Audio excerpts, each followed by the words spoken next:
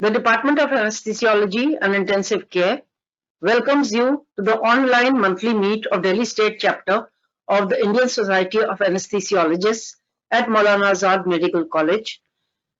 Due to COVID, we have a new way of these meets as the trend has been set by Safdarjung Hospital. And this is a very nice way of doing these monthly meets in these COVID times. This has taught us some new things, but still we miss the social interaction. Now the video of flag hoisting will be played. All of you are requested to stand up for the anthem.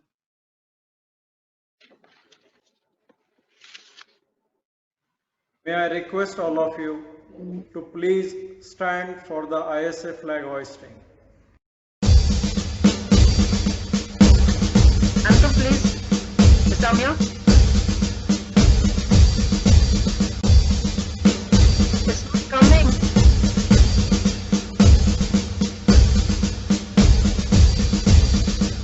Oh, God. Mr. Amir, can we have the introductory slides? Yes, ma'am.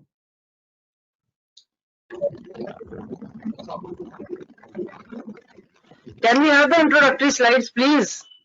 Yes, ma'am. I have played it. Full screen, yeah. Next slide, please.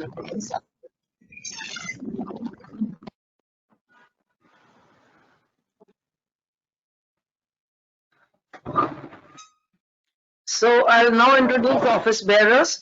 Dr. Rajiv Gupta, who is the governing council member from North India for ISA National. Dr. Nikki Sabharwal, the president of ISA Delhi branch. Dr. G. Usha, vice president of ISA Delhi branch. Dr. Umesh Deshmukh, secretary ISA Delhi branch. Dr. Anu Vijayant Goyal, treasurer ISA Delhi branch. Dr. Palul Malik, editor for ISA Delhi branch. Dr. Arvind Arya, GC East Zone. Dr. Arun Mehra, GC West Zone. Dr. Amit Kohli, GC Central Zone. Dr. Ashish Dang, GC North Zone. And Dr. Ranju Gandhi, GC South Zone. Next we have the messages from the office bearers. Unfortunately, Dr. Umesh is not feeling too well, and Dr. G. Usha is very busy. So now I invite Dr. Nikki Sabharwal, our president, to take over for the message. Welcome, Dr. Nikki. Thank you, Dr. Kirti. A very good evening, everybody. I welcome you all to today's clinical meeting being hosted by Maulana Azad Medical College and LNJP Hospital under the able guidance of Dr. Kirti Nath Saxena. As Dr. Kirti has already told us, Dr. Umesh is a little indisposed and he's unable to join us, and Dr. Usha has a lot of official work which she cannot get away from. So I apologize on their behalf. At the outset, I want to wish everybody a belated happy Diwali, and I hope you all had a happy and safe Diwali. At present, Delhi is seeing a tremendous surge in the incidence of COVID cases, and this is putting our fraternity under tremendous stress, tremendous pressures. I think we all in each hospital, whether it's a medical institution or a corporate hospital, the pressure is there to increase the COVID ICUs and the COVID beds, and most of these are being manned by the anesthesiologists. And also more and more of our medical personnel are getting afflicted by this deadly virus. So we really have to tread with extreme caution and take all measures to protect ourselves and our families. You know, because it's been 8 long months, exhaustion is setting in, and sometimes we, become a little casual in taking these precautions, but can't be more relevant than today to protect ourselves, because community spread has happened, and there's just no knowing who is carrying what. But despite these challenges, the spirit of Delhi ISIans has not been dampened, And it is indeed commendable that MAMC is conducting today's clinical meeting. I know how much pressure Dr. Kirti and her team are under. And they have been able to put together 3 very good and very relevant topics today, which are pertaining to the current pandemic. And I compliment MAMC for the same. So the previous clinical meetings hosted by the ESI group of hospitals and the Max Saket complex hospitals were also of very high standard, and they were very outstanding webinars. And I congratulate the HODs and the panelists and the organizing team members of these hospitals for putting up such a good show.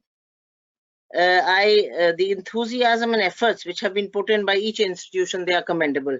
I hope the scheduled webinars and clinical meetings for the next month, of course, we are having RML Hospital next week, and then next month we again have few programs lined up, but the challenges being posed every day are ever increasing. So I'm hoping that, you know, these will go on as per the schedule.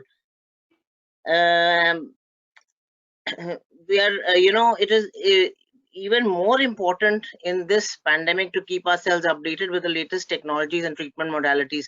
Every day we get a new, every second day we are getting a new paper, a new literature saying that this drug, which was, you know, useful, is now not having the evidence-based use is not there. And that is why, you know, constant update is required, because this is a virus we don't know anything about, and we're just learning as we are progressing. So I request you all to attend these webinars. The institutions are putting in a lot of efforts, and they're very, very relevant topics. But in case you cannot attend, then you can view these proceedings of these clinical meetings on the website of ISA Delhi and also on YouTube. So the YouTube, if you type ISA Delhi, you will get the clinical meetings, the previous clinical meetings.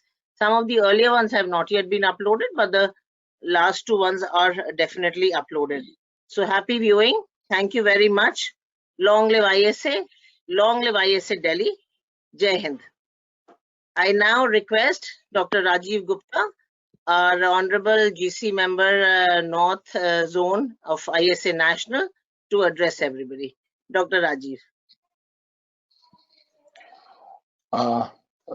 Respected dignitaries, Dr. Nikki, President ISA Delhi Chapter, Dr. Usha, Vice President, Dr. Umesh, Secretary, Dr. Anu, Treasurer, Dr. Parul, Editor, Dr. Kirti Nath, HOD, Department of Anesthesia, Maulana Azad Medical College, the seniors, colleagues, and my dear friends. A very warm welcome to the clinical meeting being organized by Maulana Azad Medical College, Department of Anesthesia. After enjoying the festivity of month, we are back again to the work, treating patients of COVID-19. Cases are increasing day by day, which is probably the after effect of crowded markets in the festival season and the changing weather. This is the time when all of us needs to be more vigilant in taking the precautions, wearing masks, maintaining social distance, frequent hand washing. To prevent the spread of infection, even Delhi government has also increased the fine on the mask for not wearing the mask from 500 to 2000. Along with these precautions, we have to take care of our health, mental and physical both. So along with academic activities, we should also plan some sports activities whenever possible. ISA National has started the ISA Sports Cell, and the responsibility has been given to me for all this. Please come forward and suggest how can we start such activities on regular basis and what all can be done and can be included. We can plan some outdoor activities like yoga, cycling, walks, certain athletic activities like short distance races, etc. Or we can go for some indoor activities like carom, chess, table tennis. And if you can suggest some online games so that most of our members can participate, just give it a thought. and communicate it to me, because being together also improves the mental health. Because most of the time, we are working in the COVID wards or ICU, and seeing all these things again and again on the daily basis gives us a mental stress. So if we can collect together, at least online, and participate in some online games, then it will be better for us. At the end, I would like to thank Dr. Kirtinath Saxena and Team MEMC for conducting this clinical meeting amidst the storm of COVID-19. Thank you. Long live ISA. Long live ISA Delhi chapter. Jai Hind. Thank you, Dr. Gupta. And now we'll proceed with the scientific session. Now the scientific agenda is presentation of 3 cases, and these cases, the questions will be taken at the end, because these are already recorded, pre-recorded, and they'll play one after another. So all the audience who want to ask questions are requested to put their questions in the chat box, and at the end of the session, we shall answer them. So the topics for today are, firstly, anesthetic management of cesarean delivery in COVID positive parturient, our experience of 100 cases. This will be presented by Dr. Pallavi Doda, second year PG, Good evening, and everyone. discussed by Dr. Maushami Saha, senior resident. Good evening. It will be moderated Good by evening, Dr. Bharti Vadva, professor, and Dr. Prachi Gaba, specialist. Bharti, you are not audible. Then second is a retrospective study on experience of high flow nasal oxygen in critically ill adult patients of COVID-19 admitted to ICUs, presented by Dr. Suraj Deepak Desai, third year PG, and moderated by Dr. Sukhiyanti Karai, associate professor, and Dr. Rahil Singh, associate professor. The third presentation is a successful anesthetic management and challenges of an emergency splenectomy in a COVID-19 positive patient, presented by Dr. Prashant HT, third year PG, and moderated by Dr. Farah Hussain, specialist. As you can see, these are all COVID topics. We've been fighting COVID for the last 8 months continuously. So can we start with the presentations?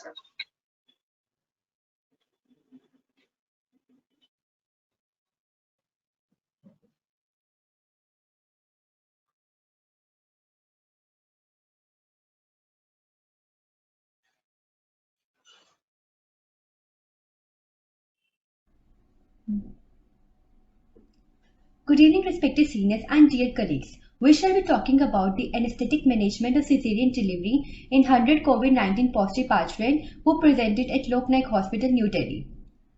Emerging evidence and increased data continues to enhance our understanding of COVID-19 disease. However, there is limited information pertaining to parturient and there is apprehension in conducting anesthesia and surgery. Perioperative concerns include influence of preoperative clinical status on postoperative outcome, preferred mode of anesthesia and intraoperative concerns, relationship of mode of anesthesia with morbidity and mortality, and last one, predictors of postoperative critical care requirement in COVID-19 parturient undergoing cesarean delivery. Aims and objective is to study the anesthetic management and outcome in parturient with COVID-19 infection undergoing cesarean delivery. Retrospective study was done in 100 parturients with suspected or confirmed COVID-19 infection admitted in Lok Naik Hospital, New Delhi.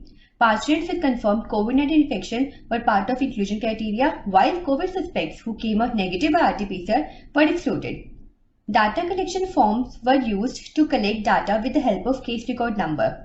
There are 2 forms used for data collection. This is form 1 and this is form 2. Now we come to result part. Most of the patients were in age group 20 to 29. BMI of majority of patients was less than 30 with 6 patient BMI of more than 30. Majority of patients presented for the emergency LSCS and elective LSCS was conducted in 29 cases.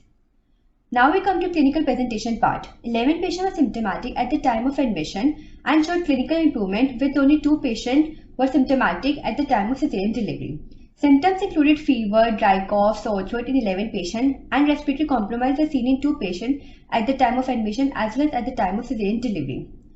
Most of the patients were afebrile with normal vitals and oxygen saturation, but 2 patients had saturation of less than 95% on room air, requiring supplemental oxygen at the time of admission. The one patient out of these two deteriorated at the time of cesarean delivery, requiring BiPAP support. Some of them were associated with comorbidities in which hypothyroidism seen in majority of the patient. Type 2 diabetes mellitus seen in 9 patients, gestational hypertension seen in 6 patients, preeclampsia in 2 and eclampsia in 1.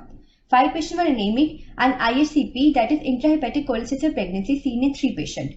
Thalassemia, seizure disorder, triplet pregnancy, each seen in 2 patients. 2 patients were case of post-respiratory laparotomy. Aplar syndrome, bilateral choroid plexus cyst, short stature and placenta excreta seen in 1 patient each. Now we come to complete blood count. TLC was raised in 26 patients. Lymphocytopenia has been found to be associated with COVID-19 patient. And we do observe lymphocytopenia in 33 patients. 49 patients had neutrophilia in view of secondary infection and only 13 patients has thrombocytopenia. LFT was done and observed that 65 patients had raised LFT, out of which 11 patients has more than 3 times raised LFT. 3 patients has high bilirubin associated with intrahepatic cholestasis pregnancy. However, coagulation profile done and was within normal limit in all the patients. LHT was raised in 76.7% patients, in which 1 patient had LDH as high as 2138 unit per liter. D-dimer was done and found raised in 62% patients, with 3 patients having D-dimer of more than 5000 unit per liter. Other inflammatory biomarkers which include fibrinogen C, ferritin and CRP was done. Fibrinogen C done in 11 patients, out of which 7 had raised fibrinogen C. Serum ferritin done in 1 patient and the value was high, 4469 nanogram per ml, and the patient had respiratory compromise. CRP was done in 2 patients and the value was high in 1 and the patient had respiratory compromise also. HbA1c done in 56 patients, in which 55 patients had value within 6.5. Only 1 patient value of 10.9 who was a known case of type 2 diabetes mellitus for 10 years with DK at term. Now we come to treatment part. All the patients received dexamethasone, supplements like vitamin C, D, B complex, zinc, panto, ferrous sulfate and folic acid. 20 patients received antibiotic and 45 patients received hydroxychloroquine with a dose of 400 mg BD. 1 patient received enoxaparin in view of Aplar syndrome. Initially, the patient was receiving aspirin, then changed to Clexane at the term. Other than that, additional treatment based on associated comorbid conditions include tablet eltroxin for hypothyroidism, tablet Lobate and amlodipine for hypertension, Mexoy for preeclampsia, metformin, insulin and diabetic diet given in type 2 diabetes mellitus patient, Levra given for severe disorder, injection vitamin K given for bleeding disorder. None of them received remdesivir, ivermectin, tocilizumab and CPT. Now we come to anesthetic procedure part. Majority of the patient received combined spinal epidural followed by subarachnoid block in 27 patients and only 2 patients received general anesthesia. All the patients for spinal received 1.6 to 2.2 ml of 0.5% heavy bupivacaine. Additionally, fentanyl with a dose of 20 microgram as an adjuvant used in 42 parturition. Mean level T6 was achieved in all the patients. 8 parturition required intraoperative epidural activation while post-op epidural analgesia given in 22 parturition. 4 parturition received pre-op sedation in view of excessive anxiety.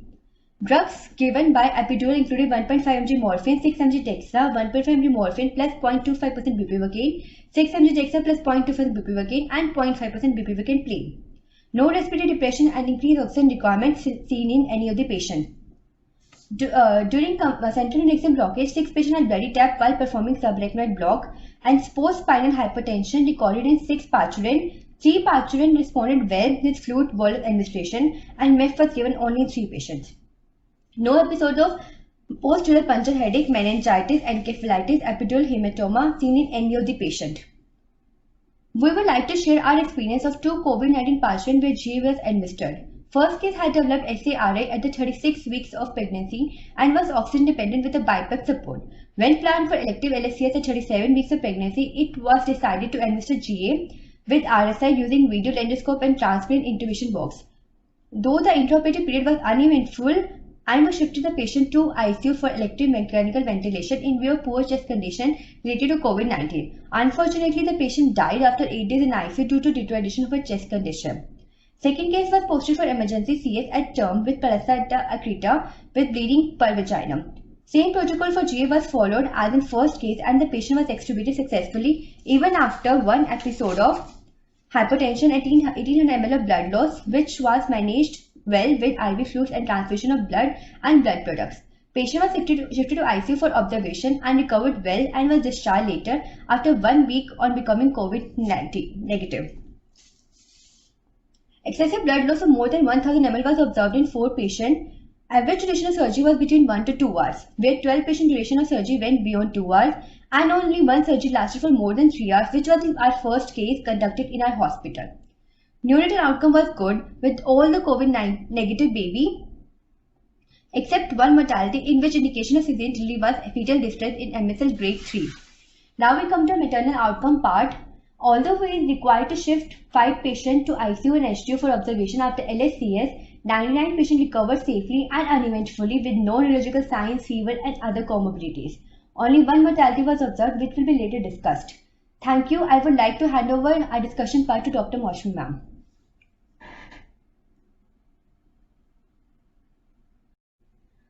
Thank you, Dr. Pallavi.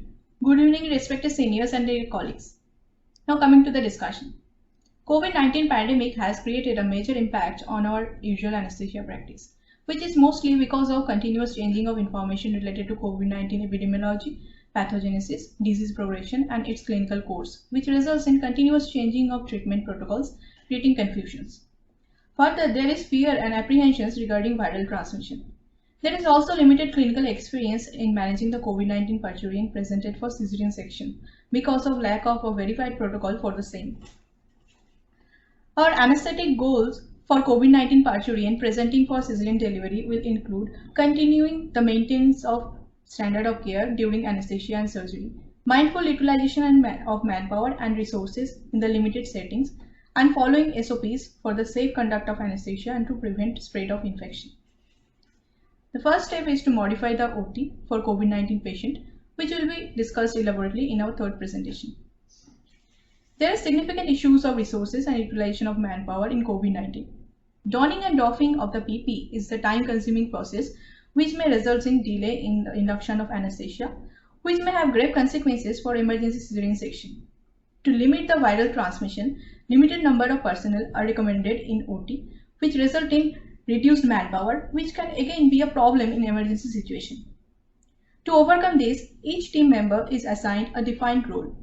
Further, with the use of PP, due to limited visibility, heat-related discomfort, excessive sweating, and wearing of bulky outfits, the skill sets are significantly reduced.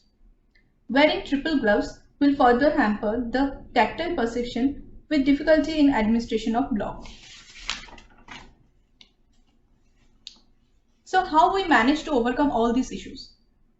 After anticipating these problems, all members were trained first for proper donning and doffing of PP. Departmental SOPs were formulated and training was given in simulated situations along with distributions of video of the same to reinforce the training. Each team was instructed to verify the checklist before starting a procedure. All the drugs were prepared and all the necessary equipments were kept ready before wearing PP. The most experienced anesthesiologist was assigned the role of team leader and usually performed the anesthesia procedure required. Since patient file can be a potential source of spread of infection, all communication were done through WhatsApp or telephone. Following this stringent protocol, none of the healthcare personnel posted in COVID-OT tested positive for COVID-19 infection during the period of our study. In a systematic review by Farida et al. Published in April 2020, it was found that 95.6% parturient had only mild illness, whereas 3% were having critical illness. In our case also, we have found majority of our parturient were presented with mild illness. So what are the impact of COVID-19 on pregnancy? Previous studies have shown that neither pregnancy nor delivery increase the chance of acquiring virus, and there was no evidence of an association of a worse clinical picture compared with non-pregnant female of the same age group. But Moulin et al. In their study published in May 2020 found that COVID-19 is associated with increased risk of obstetric complications, with more number of preterm levels, premature rupture of membrane, preeclampsia, leading to increased number of emergency cesarean sections. In our case series also, greater number of emergency cesarean section was done compared to elective cases. How will we evaluate a COVID-19 parturient preoperatively? And what are the morbidity predictors? Is there any role of inflammatory biomarkers? Though the previous studies have shown that elevated D-dimers levels predict the disease severity in general population, but it has limited prognostic value in a COVID-19 parturient, where D-dimer levels are usually elevated during pregnancy. In our cases also, we have found no relation between elevated D-dimer and value and COVID-19 disease severity. While in a non-pregnant COVID-19 patient, routine administration of injection Clexane with raised D-dimer level is a standard protocol, the same was not followed in COVID-19 parturient. The reason being, firstly, lack of clarity of D-dimer as marker of disease severity in COVID-19 parturient, as just discussed. Further, there is apprehensions regarding risk of excessive bleeding and problem of administration of central neuraxial block with administration of heparin.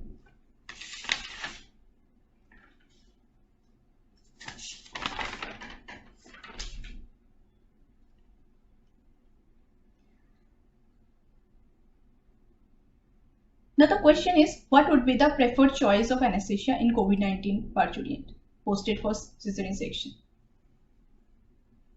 We have chosen central neuraxial block over general anesthesia as it has certain advantages. Most importantly, as it is not an aerosol generating procedure, it decreases the risk of viral transmission. Other than that, it also decreases the blood loss. It lowers the chances of development of DVT and pulmonary embolism, the chances of which is higher in COVID-19 patient. It also lowers the rate of respiratory depression and compromise. Although the administration of subarachnoid block is technically easier and less time consuming, in our case we preferred combined spinal epidural over subarachnoid block, because duration of surgery was often longer than anticipated due to reduced skill sets.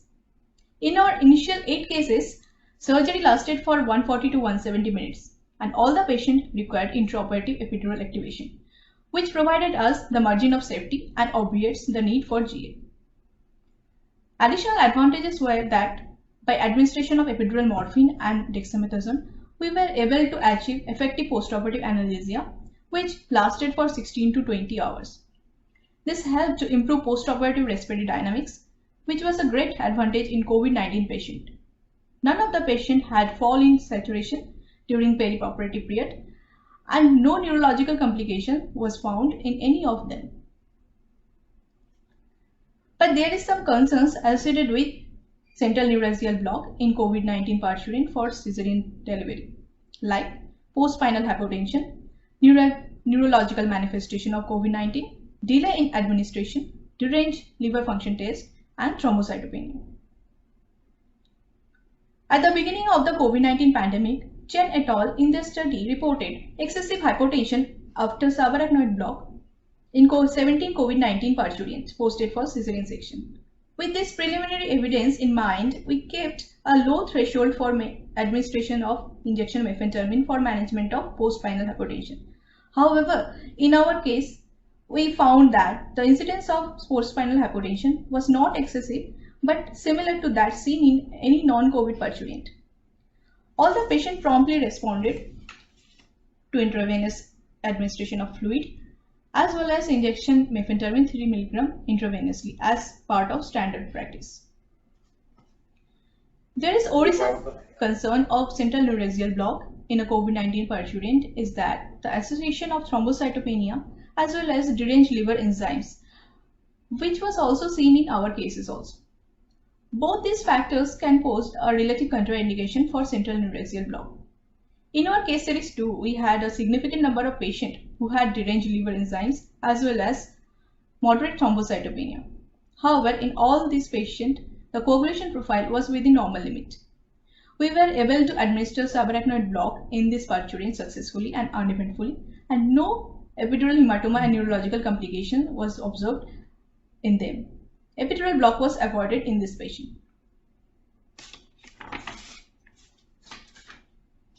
With emerging neuropsychiatric manifestation of COVID-19 infection as recognized worldwide, isolated cases of meningoencephalitis are reported as a part of COVID-19 CNS manifestations.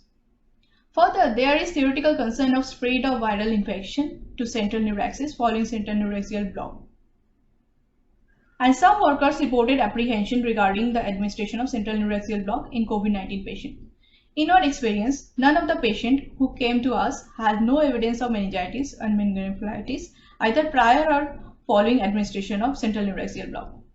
In the 6 parturients who had bloody tap were closely followed up in post-operative period, and in this patient too, no neurological complication or sequelae were observed, suggesting the absence of spread of viral infection to central nervous system following central neuraxial block.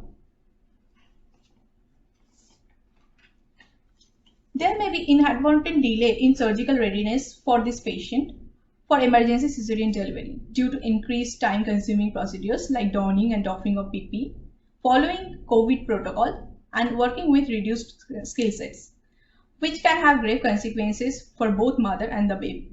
We overcome this situation with administration of rapid sequence spinal anesthesia, where a single short subarachnoid block was administered by the most experienced prescribed anesthesiologist in 16 of our patients in left lateral position. Time required for a surgical readiness was comparable with that of general anesthesia. Higher anxiety levels are experienced in COVID-19 parturient. The absence of family support as well as absence of participation of spouse may be the contributing factors. All the parturient in our cases were given psychological counseling and reassurance preoperatively. While we avoided anti-anxiety drugs and sedatives in fear of respiratory compromise, in 4 parturient, because of excessive anxiety, we have given 0.5 mg of injection midazolam intravenously. In this 4 patient, no increase in respiratory compromise and need for supplemental oxygenation were observed. For administering general anesthesia, RSI with video laryngoscopy by most experienced member is recommended to decrease the aerosol contamination. But it is the provider's decision at which it would take less time with highest success rate. Extubation has to be done more vigilantly and with more precaution, as bucking and cuffing during extubation can increase aerosolization and thereby increasing the viral dissemination. Though there is limited evidence and literature on general anesthesia in COVID-19 parturient, we successfully administered general anesthesia in 2 of our patients where above protocol was followed, along with intraoperative lung protective mechanical ventilation. So the take-home messages are: a coordinated multidisciplinary team effort is crucial to provide optimal patient care while protecting the healthcare workers. The conduct of anesthesia and surgery wearing PPE reduces skill sets with a resultant increase in duration of procedure and requires a learning curve. Meticulous patient transfer, use of level 3 PPE with emphasis on proper donning and doffing procedures are essential for protecting medical staffs from COVID-19 infection. General anesthesia requiring airway manipulation is a high-risk aerosol generating procedure and should be avoided whenever possible. In absence of absolute contraindications, the risk-benefit ratio clearly favors neuraxial anesthesia. Deranged liver enzymes, increased D-dimer level, and moderate thrombocytopenias are associated with COVID-19 parturient, where regional anesthesia can be safely administered. Combined spinal epidural anesthesia provided additional advantages on prolongation of anesthesia and postoperative analgesia in COVID-19 parturient. Incidence of post-spinal hypotension is not exaggerated but similar to that seen in non-COVID parturient. COVID infection does not affect the level or duration of block and does not appear to have any neurological sequelae when administered for cesarean delivery. And lastly, it is desirable that parturient should wear N95 mask throughout the anesthesia and surgery to prevent the spread of infection. Thus, to end this session, I would like to say a beautiful quote by Hidden Majumdar Rao. Ultimately, the great lesson that COVID-19 can teach humanity is that we all are in together.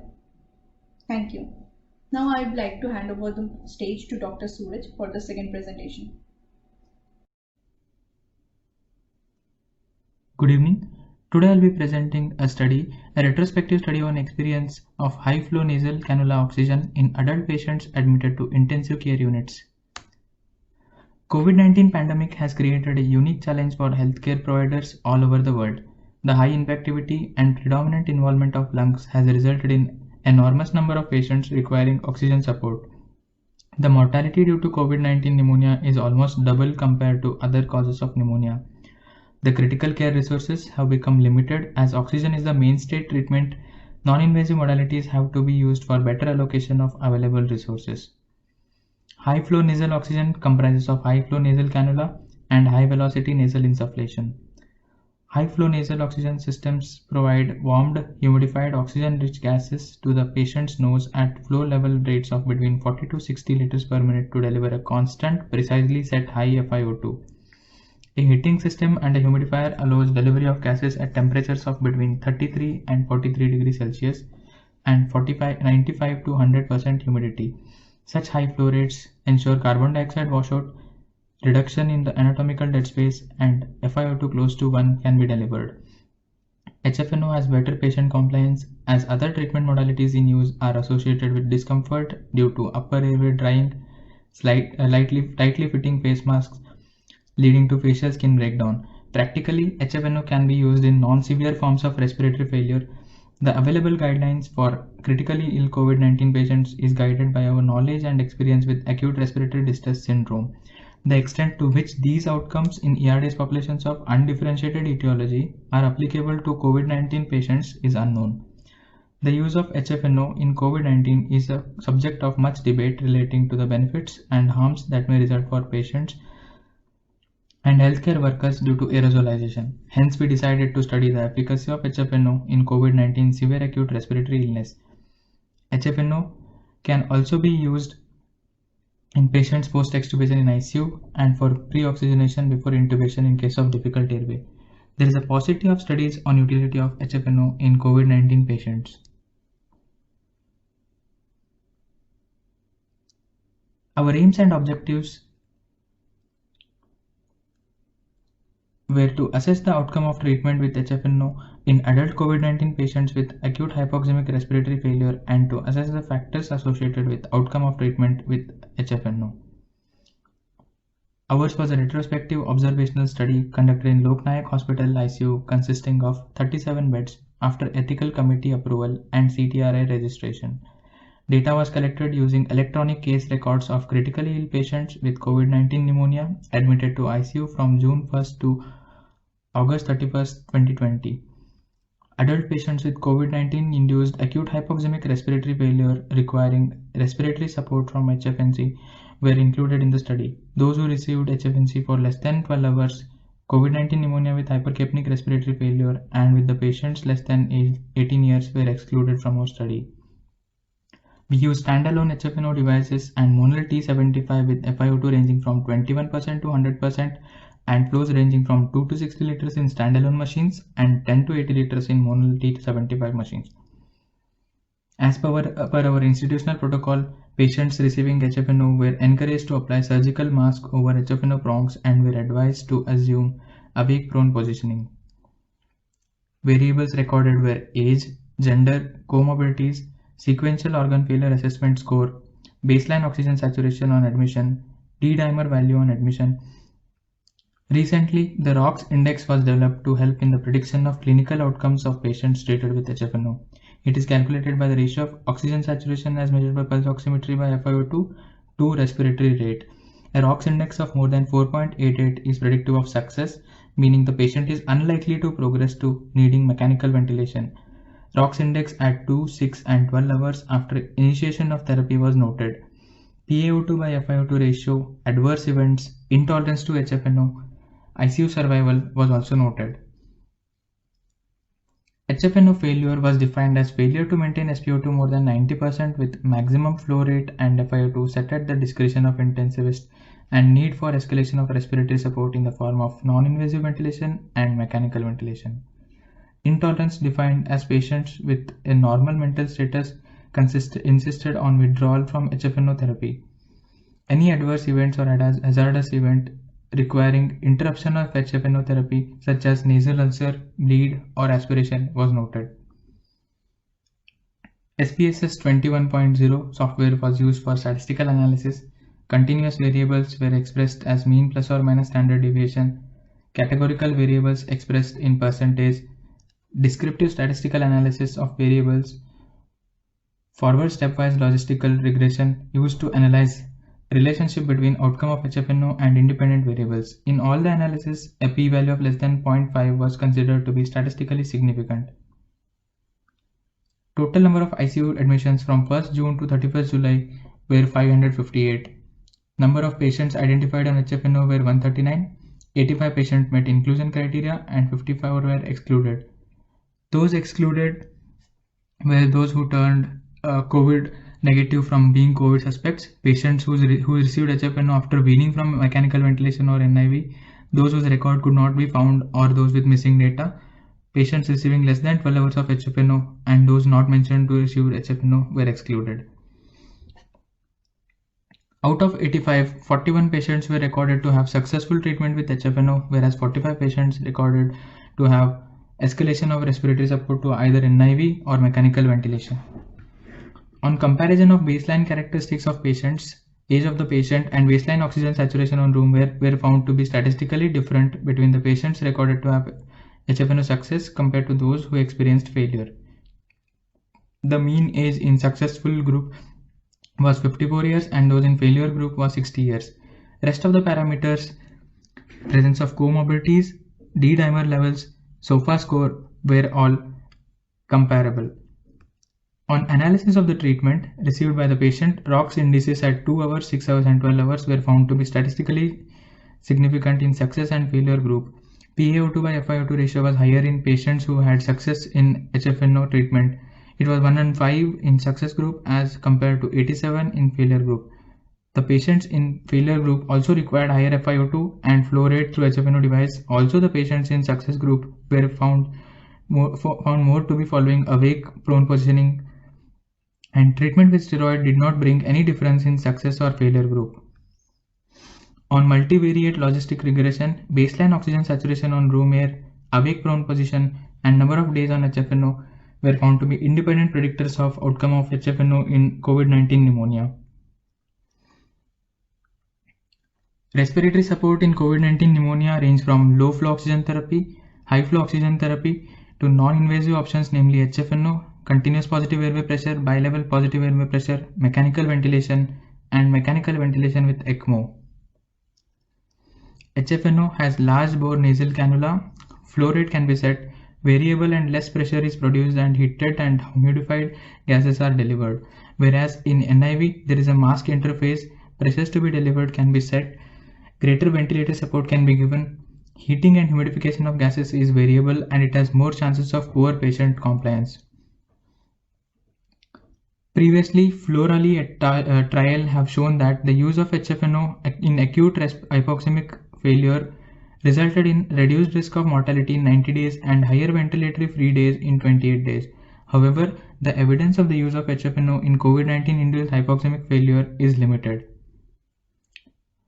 The markers of chances of HFNO failure are low SpO2 on presentation, inflammatory markers D-dimer fibrinogen levels increased, lower PaO2 by FiO2 ratio, lower SpO2 by FiO2 ratio, lower ROX index after initiation, and markers of HFNO success are treatment with steroids, less FiO2 requirement on HFNO, and awake prone positioning. Previous studies in HFNO in COVID-19 patients reported the success rate to vary from 45% to 67.5%, and the factors such as ROX index at 6 hours, treatment with steroids, and markers of severe disease such as lower PaO2 by FiO2 ratio, high D-dimer levels on admission have been found to be associated with the outcome of HFNO. In our experience, we found that success with HFNO was 48.2%. The survivor group consisted of younger patients, those with higher baseline saturation, those with higher ROX index, higher PaO2 by FiO2 ratio, those who maintained prone position, whose FiO2 requirement was less, and those with more number of ventilator-free days. Those with higher baseline saturation and those who maintained prone position were independent risk factors for the success of HFNO. Independent predictors. There are two phenotypes of COVID-19 pneumonia, L phenotype and H phenotype. L type mainly due to dysregulation of pulmonary perfusion, the features of which are low elastance, low VQ ratio, low lung weight, low lung recruitability. H phenotype is ARDS-like with high elastance, high VQ ratio, high lung weight, high lung recruitability. The phenotypes described for COVID-19 pneumonia are not static but rather dynamic throughout the clinical course. Patients presenting as L phenotype can progress to H phenotype. This transition has been attributable to disease progression and partly due to patient-inflicted lung injury resulting from swings in transpulmonary pressure to excessive work of breathing. It has been postulated that patients with L phenotype are more likely to benefit from HFNO or NIV as their lungs have near normal compliance and have less recruitable units. There is a conflicting evidence as which modality to be used first for severe COVID-19 pneumonia. A few studies suggest increased mortality after delayed mechanical ventilation due to self-inflicted lung injury in ARDS. Concerns with mechanical ventilation are limited resources, reports of high mortality for patients on mechanical ventilations, risk of aerosol transmission to healthcare workers. Many patients have heterogeneous lung pathology and most patients belong to the older age group with comorbidities. Concerns with HFNO being inability to address the progression of disease and delay in intubation and the risk of bioaerosol dispersion. Risk of aerosol dispersion is low with HFNO and the distance of exhaled air spread is low in diseased lungs. A few strategies in addition to infection prevention control recommendations for healthcare workers to prevent the bioaerosol dispersion are patients should wear a surgical mask on the top of HFNO, avoid loose fitting interface tube of HFNO gas flow rate to be set relatively low. From our current study, we conclude that almost half cases of moderate to severe cases of COVID-19 pneumonia can be successfully managed with HFNO without the need for mechanical ventilation. These are my references. Thank you.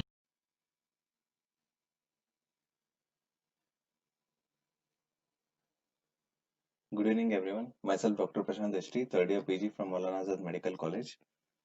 The title of my presentation is Successful Anesthetic Management and Challenges of an Emergency Splenectomy in a COVID-19 positive patient. This is how a normal emergency laparotomy look like. Now we are going to discuss about a new normal emergency laparotomy. Coming to the introduction part, the splenic injuries are amongst the most frequent in all trauma-related injuries. During the current COVID-19 pandemic, the triage, assessment and the management of patients presenting to emergency department with critical conditions has become challenging. Our aim is to restore homeostasis and normal pathophysiology in the body by achieving hemostasis with an emergency splenectomy. Coming to the pathophysiology, COVID-19 causes exaggerated inflammatory response due to cytokine storm and formation of microemboli. The virus is also known to attack RBCs, thus decreasing the oxygen carrying capacity. The iron which is released from the lysed RBCs is implicated in endothelial inflammation through reactive oxygen species causing NF-kB activation and upregulates pro-inflammatory mediators. Our case was a 45-year-old male with alleged history of road traffic accident who had complaints of pain on the left side of the chest and abdomen and cough and fever for last 4 days. Patient was a non-hypertensive one who was on regular medications. And on examination, airway was normal and left side abdominal bruise and abdominal distension was also present. These were the vitals and rapid antigen test for COVID-19 was positive. Coming to preoperative optimization, immediately whitebore cannula was secured, fluid resuscitation was started with RL.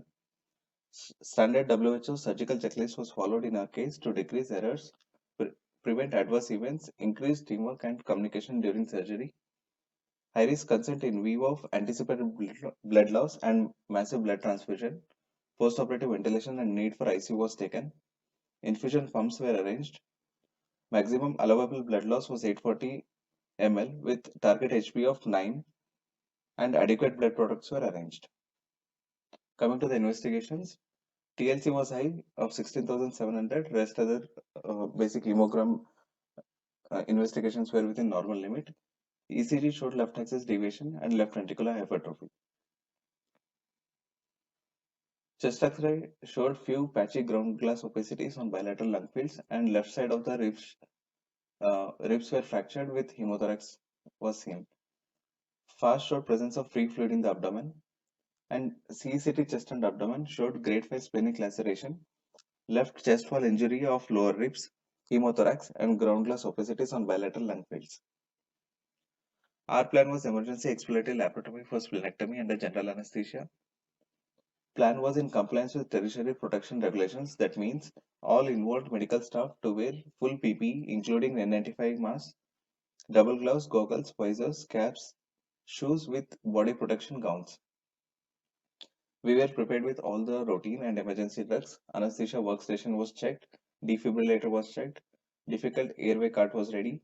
VLs and DLs with ET tube in increasing size with inline suctioning was checked. Standard ASA monitors, infusion pumps, intubation was placed at the end of the patient. Fluid warming devices, hypothermia preventive aids were checked and kept ready. This slide shows pictures of intubation box which was used and pictures of medical personnel with full PPE. Coming to the anesthetic management, pre-oxygenation with 100% oxygen for 3 minutes with patient head placed inside the intubation box was done. Standard anesthesia technique was followed with modified RSI. Immediately after induction, left-sided ICD was placed, which drained approximately 150 ml of hemothorax, and Ryle's tube was inserted. Maintenance with O2 rate 1:1 and isoflurane was done. Coming to intraoperative findings, midline abdominal incision was taken, and 3.5 liters of hemoperitoneum was drained. Lacerated spleen dissected out after meticulous ligation of splenic vessels. Total blood loss was 4.5 liters, and few episodes of hypotension was successfully managed with low dose of noradrenaline infusion. This picture shows the specimen at the end of the surgery, which was dissected out. Patient received 2 liters of crystalloids and 1 liter of HES. Patient also received 2 units of FFP, 2 units of platelets, and 2 units of PCV after clamping of splenic vessels. Surgery lasted for 4 hours, and urine output at the end of surgery was 400 ml. At the end of the surgery, incision line and ICD port site were infiltrated with 0.25% bupivacaine. Intraop ABG revealed metabolic acidosis. In view of massive blood loss and metabolic acidosis, planned to be electively ventilated, the patient was taken. Coming to the postoperative care, patient shifted to COVID-19 ICU for postoperative ventilation. All COVID-19 related medications were started as per the ICU protocol. Pain was managed with IV paracetamol and fentanyl infusion. Further, 2 units of PCV and FFP were transfused. Patient was successfully extubated after 12 hours with saturation of 99% on NRBM at 10 liters per minute of oxygen flow. Injection Clexane 40 mg subcutaneously on postoperative day 1 after consulting with surgery team was started. Patient was vaccinated with pneumococcal, meningococcal, and H influenza type B vaccines. Intermittent HFNC on day 3 and 4 with FiO2 0.5 and 50 liters per minute O2 flow was given. Patient remained in ICU for 5 days. Inflammatory markers where D-dimer was 850, interleukin 6 was 49, and serum ferritin was 106. On day 6, he was shifted to ward as his oxygen requirement was reduced and inflammatory markers were improved. On repeat RT-PCR test, which was done on postoperative day 10, patient tested negative for COVID-19 and was discharged from hospital after 17 days. Coming to the discussion part, grade 5 splenic injury with SARS infection undergoing emergency surgery is a challenge. Our primary concern was timely intervention of urgent cases along with the protection of all medical staff. This is a multidisciplinary approach keeping in mind immunological effects and possible thrombotic complications related to COVID-19. Whole medical team involved in the surgery should be equipped with full PPE. OT personnel should be limited to minimum required to perform the surgery. Coming to anesthetic considerations, meticulous anesthetic planning is required to minimize any spread of infection potentially associated with unexpected complex endotracheal intubation procedures. Further, disposable airway equipment should be preferred. Use intubation techniques with highest chance of first time success to avoid repeated airway instrumentation. RSI was considered for 2 reasons. First was to avoid manual ventilation and potential aerosolization. And secondly, the patient was the case of blunt trauma abdomen, so we had to go with RSI. A closed suction system preferred during airway aspiration. HEPA filter, that is high efficiency particulate filter, should be connected to patient end of the breathing circuit and another one between the expiratory limb and the anesthetic machine. Both HEPA filters and soda lime must be changed after each use. Suction devices used intensively to remove body fluid and smoke to prevent airborne and aerosol viral transmission. Spillage should be avoided at all costs. Hypothermia avoided by infusing warm IV fluids, warm blood, and wrapping the patient extremities with cotton and warming blankets were also used. LNH COVID OT protocols include our COVID emergency OT is a negative pressure theater with air exchanges cycles of more than 25 exchanges per hour, and it is out of the heavy traffic zones. There is specific patient transfer pathways for patients transit to and from OT labeled as red zones with nearby isolated recovery rooms, ICUs, or medical wards. For inter-hospital patient transfer or transfer from other buildings within the hospital, a dedicated vehicle is used. Transfer personnel are specifically trained and equipped with PPEs. Key areas of concerns: massive blood transfusion and its adverse effects on outcome of the patient as he was infected with COVID-19, which is known to cause exaggerated inflammatory response due to cytokine storm and formation of microemboli. Prothrombotic conditions, hence our patient was started on injection Clexane 60 mg once a day subcutaneously from post-operative day 1. The effect of post-op ventilation in SARS-CoV affected lung may lead to an exacerbation of the severity. The association of low hemoglobin with COVID-19 has higher mortality rate. Key areas to be focused during emergency laparotomy in COVID-19 patients are labeled zones as green and red for effective transit of patient and medical staff, protective gaze to all medical personnel involved in managing the case, and use of intubation box. In all surgical procedures, all techniques which might generate aerosol should be minimized, like electrocautery and ultrasonic scalpels. Post-operative COVID-19 patients need more intensive post-operative care due to their lung condition, and duration of hospital stay is usually prolonged. Mortality rate for patients with comorbidities is higher. Special emphasis on anticoagulant therapy. Separate suction machines, one for anesthesia provider, other for surgical site, should be used so that there is minimal unnecessary disconnection. Coming to the conclusion, we could successfully manage a COVID-19 positive patient with grade 5 splenic injury in shock for emergency laparotomy and splenectomy under general anesthesia, and with a favorable outcome as patient was discharged home post-surgery. We recommend use of established guidelines and protocols to provide timely medical and surgical care to COVID-19 positive trauma patients. Use of massive blood transfusion protocol and good post-operative intensive care can help in improving prognosis of these patients. Keep 3 S in mind during emergency surgery, that is safety, skill, and no spill. These are my references. Thank you.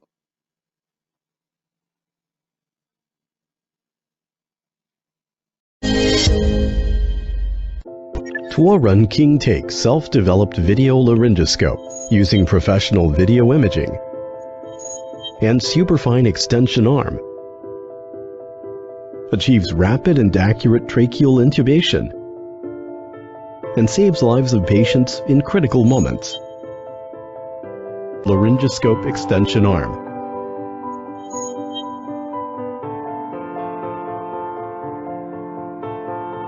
Observe the monitors. Pull the intubation stylet and laryngoscope out after confirm the correct position of intubation.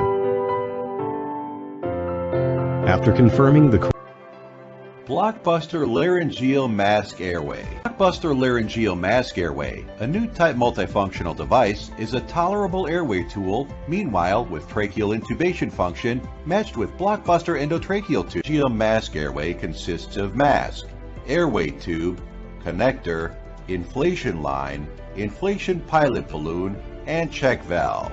The connector is composed of 4-way connector and a wing-type fixed handle.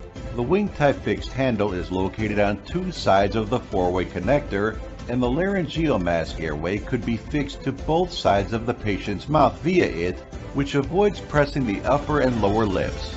Matched up with fixed tape, the side fixed hook can rapidly and conveniently fix the laryngeal mask airway without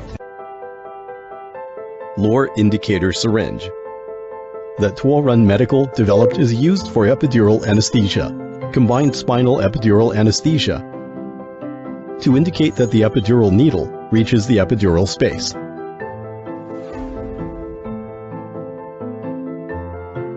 Infusion pump, portable. Easy filling and use. No battery or power supply required. Portable design. Therapy not limited by body position and space.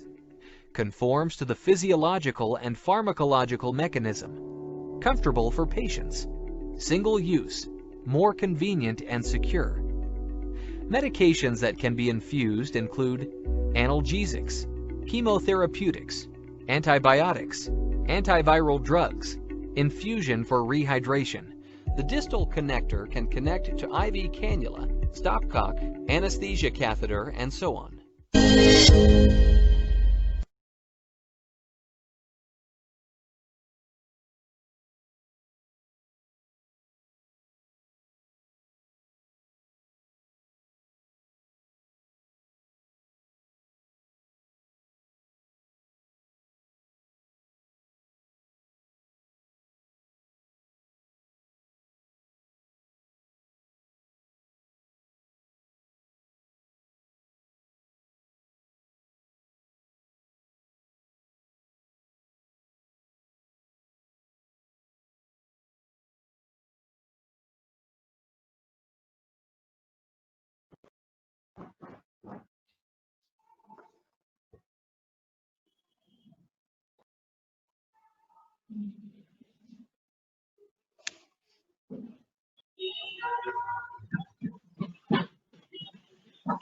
I can't see the chat box.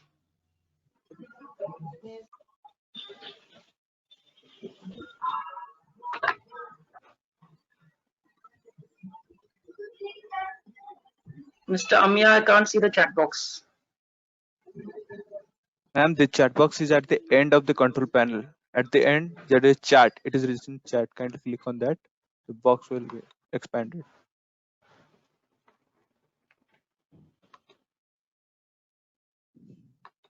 No, there's nothing called chat.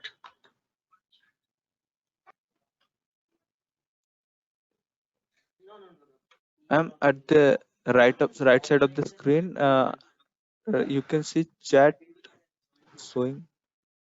Ma'am, even I have checked Dr. Sukyanti's system, it's showing chat. Okay. Yeah. Now I can see. Okay.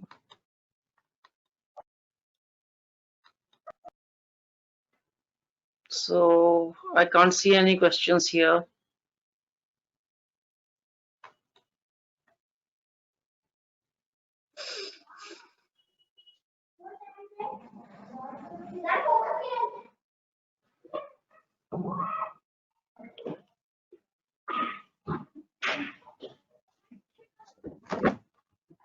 There is one question from Dr. Alka Chandra regarding our.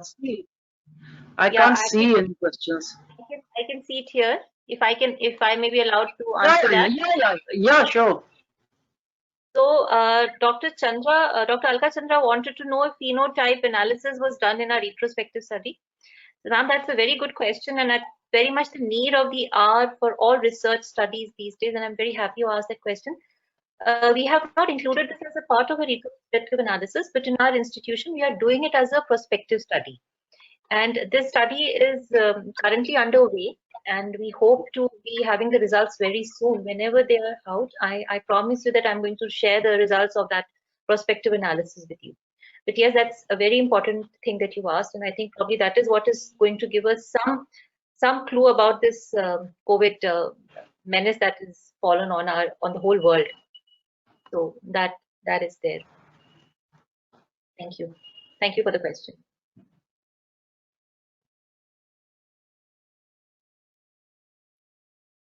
Any other question?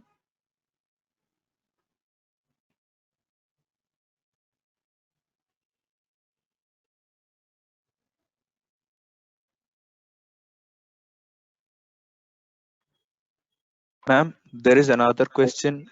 Can I read it? Yeah, you can read it out. Mr. Amya, if you can see it, please read it out. Okay, ma'am. And the question is by Alka Chandra. And the question is, was phenotyping of COVID cases that done? we already said. Okay, ma'am. Another question is from Alka Chandra. What is the negative pressure that is maintained in your OT? Please explain how it is maintained. Ma'am, we are using actually exhaust fans basically, and as well as the air conditioning that is there, the PWD was asked to reconnect it to the negative pressure through the atmosphere. So it was a negative exhaust system that was created to enable the aerosol reduction that is there in the operation theaters during your procedures.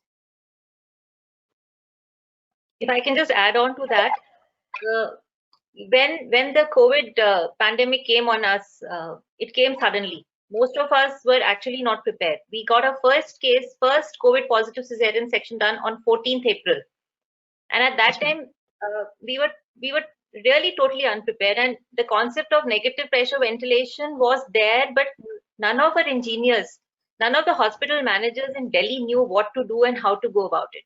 And all our OTs were modular OTs already. And as you know that there is very little scope of any change. The concept of HEPA filters and all was there in literature, but practically speaking, we had this lockdown upon us. So we couldn't have vendors coming to us. It was a totally crazy situation. So at that time, what we did was, what we could think of best was that we just got split ACs and huge power wattage exhaust pumps put. So we created sort of a semi-indigenous kind of a negative pressure chamber at that time, because that was all we could do. If you remember, that was April was the time when you couldn't even get any vendor to come to the hospital, leave aside, the way we routinely work. So it just came suddenly. So that's all what we could do with. So we really didn't start off as a very sophisticated or well planned out system. We did whatever was available to us using transparency sheets. We made face shields, and that was the time when we started off the whole thing. But as Farah said, that as time went on, we could improve and we could make suitable changes. And just to add to that, we had our hospital infection control committee had given us some guidelines. So those were very useful because we discussed them with the engineers that how can we implement these guidelines. So they said that negative pressure has to be there and you cannot run these central ACs and things like that. So we just discussed with our engineers and we got it done.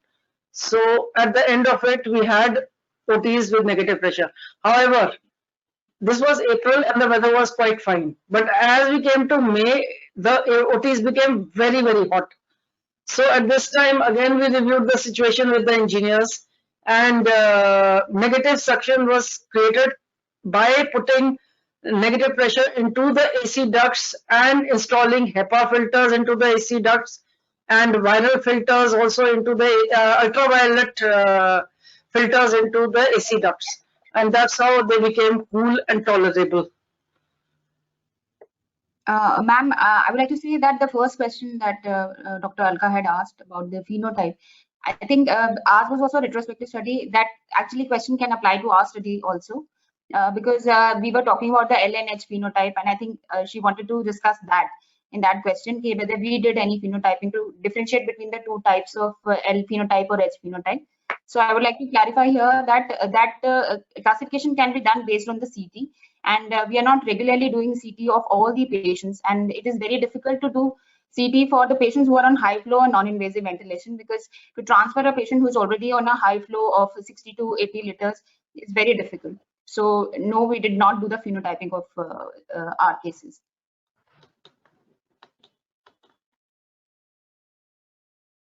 Any other questions? Ma'am, Dr. Rajiv Gupta.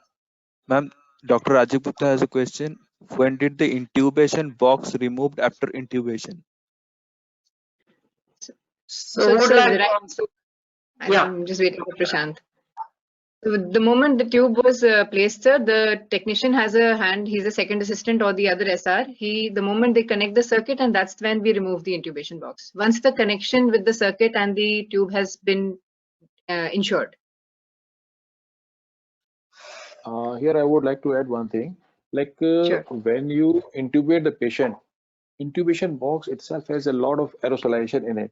So if you remove it immediately, it will spread it to other places also. So it's always better to keep it to remain connected to the high pressure suction at least 1 to 2 minutes before removing it, so that all the aerosolization, whatever is developed in the intubation box, is removed by the suction.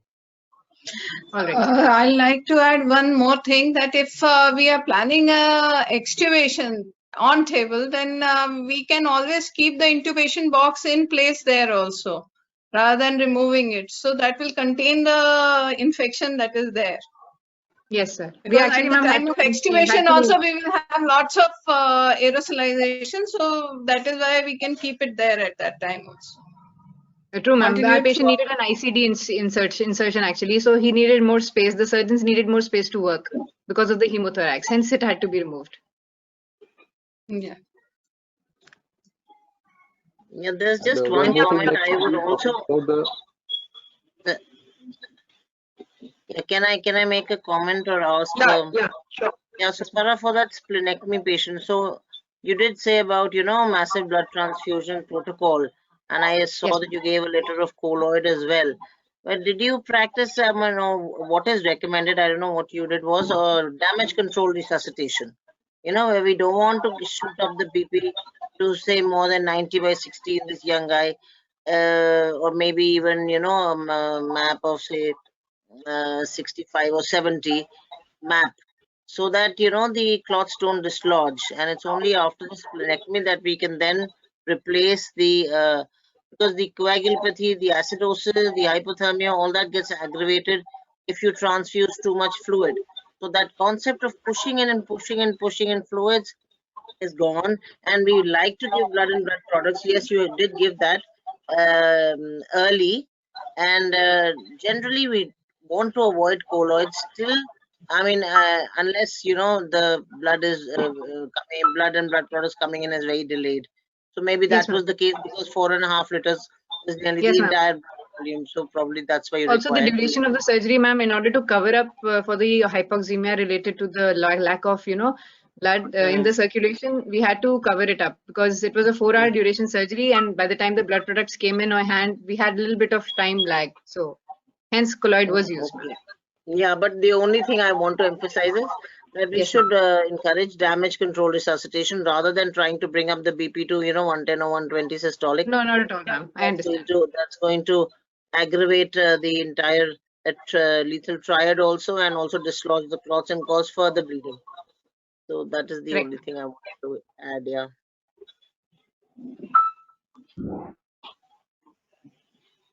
So if there are no more Can I add questions, one thing? Yeah, Hanji, I would please. like to add about the negative pressure OT. Like in negative pressure OTs, one thing should be there. Like it has to be standalone AC. So it should not be combined with any other OT. Number one, and number two, we should keep the negative pressure of somewhere around -2 to -5 pascals, and there should be a beater which is reading that. Otherwise, we know that there is exhaust, but we don't know how much negative pressure is there or whether there is negative pressure or not. We might be in, thinking that because there is exhaust, and due to so many leaks from the doors and windows and so many places, we may not be having effective negative pressure, so thereby spreading the infection to other areas nearby. So we should always see to the meter whether it is actually negative pressure or not. Yes, but Dr. Rajiv, like Dr. Kirti also said, you see, our OTs are already built. We didn't have a separate standalone OT for COVID, and already Yeah. centralized ACs are in place. So the best thing was to So put we in have the to HEPA modify filters it. and the viral filter. So the HEPA filter, that's Yeah. what we've done at Safdurjung also, that we have installed all these filters, and the summer was very bad. We could not work without ACs, like Dr. Kirti said, and in the PPEs and all, it was very tough. So till the HEPA filters were installed, the central ACs were off. I mean, the flow, etc., and negative pressure, I agree with you. And the air changes, etc., should be there. But it is not possible to structurally change. अब तो नया अगर कोई complex COVID के लिए बनाए, उसमें हम standalone and individual ACs लगाएं, वो अलग है.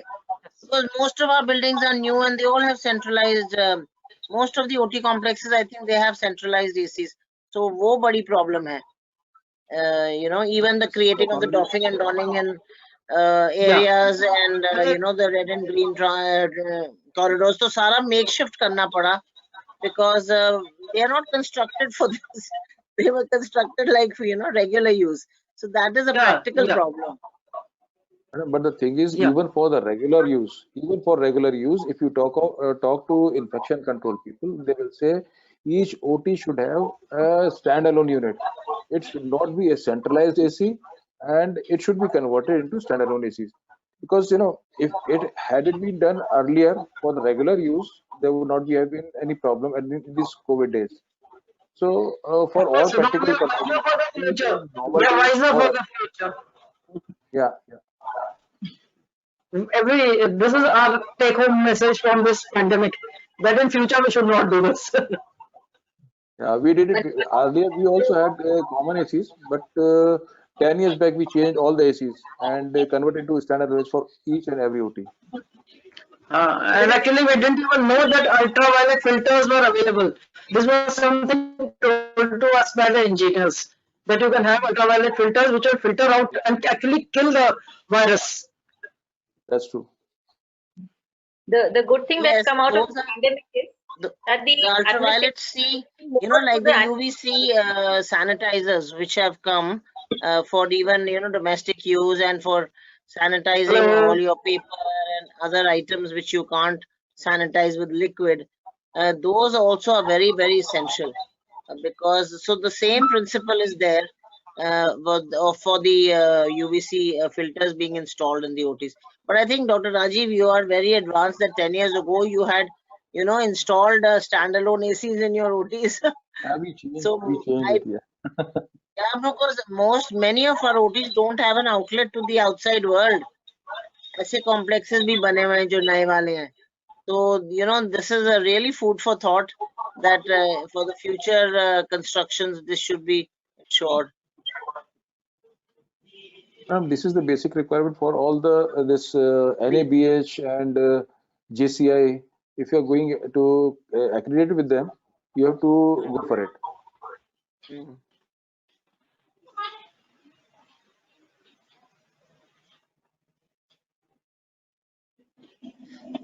So if there are no more questions, thank you, Dr. Kirti and team, for very, very, very enlightening presentations, very relevant and very impressive that you could, conduct 2 studies on COVID and present them in these few months.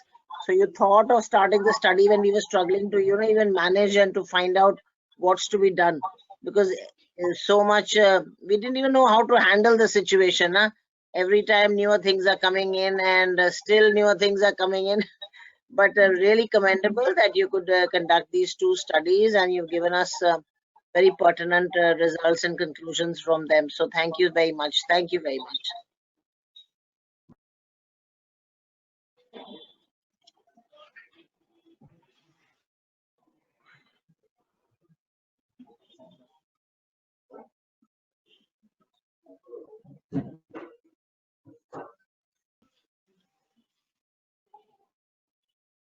Okay, then if Kirti, with your permission, then should we close the meeting now? Yeah, so we've had a very good discussion as well, and I think the presentations were excellent, and we really enjoyed today evening's program. So once again, despite all these challenges, we are continuing with our clinical meetings. I think hats off to each and every person who's involved in today's presentations and organization, especially to you. So thank you very much, and please do try and join in next week for the RML clinical meeting. And this meeting will be uploaded on the YouTube and also on our website. So once that is done, Amya will please send the link to Dr. Kirti and team, Dr. Mona, and you can then, forward it to your people. Also, the list of attendees has to be mailed to Madam and to me. Okay. Thank you very much. Have a very good evening. Thank you so much. Good evening. Thank you, ma'am. Thank you, sir. Thank you, Thank you, ma'am. Thank you, ma'am. Excellent Thank you, session. ma'am. Good evening. Thank you, Dr. Rajiv, for joining us today. He's a Thank very you, ma'am. busy Thank you man. so much. And we get to see him very infrequently because he's also so caught up with all the. So thank you so much for joining today. Okay, good evening. Okay. Good evening, ma'am. Thank you, ma'am. Good evening.